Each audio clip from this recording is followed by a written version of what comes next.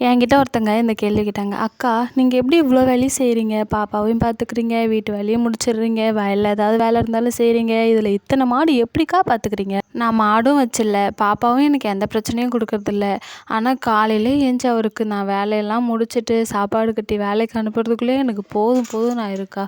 அப்புறம் என்ன அவர் ஆஃபீஸ்க்கு அனுப்பி வச்சுட்டு ஃபுல்லா உறக்கம் தான். அவ்வளோ டயர்டா இருக்கும்க்கா எனக்கு அப்படின்னு சொல்லி கேட்டாங்க. அட, நான் உனக்கு எப்படி இந்த வேலையெல்லாம் செய்றேன்ற எண்ணம் இருக்குல்ல, இதை விட வீட்டு வேலையெல்லாம் முடிச்சுட்டு எப்படி இத்தனை மாட்டை சமாளிக்கிறேன்ற எண்ணம் இருக்குல்ல. காலைல எழுந்து வாசல் தெளிச்சு, அடுப்பு பற்ற வச்சு சாப்பாட்டு ஒலை வச்சுட்டு, சிலிண்டரில் பருப்பு வச்சுட்டு, வாசல் தெளித்து கோலம் போட்டு பால் கறக்க போவேன். பால் கறந்துட்டு மாட்டுக்கெல்லாம் வைக்கல் போட்டுட்டு, சாப்பாட்டுக்கு அரிசி கழுவி போட்டு, பருப்பும் வெந்திருக்கும். பருப்புலேயும் தக்காளி, வெங்காயம், அந்த சின்ன சீரகம் அதெல்லாம் வெட்டி போட்டுட்டு, இதுக்கு மேலே நான் அப்படி என்னதான் வேலை செய்கிறேன்னு தெரிஞ்சுக்கணும்னு நினச்சா கீழே இருக்க ப்ளே பட்டனை கிளிக் பண்ணி பாருங்கள்.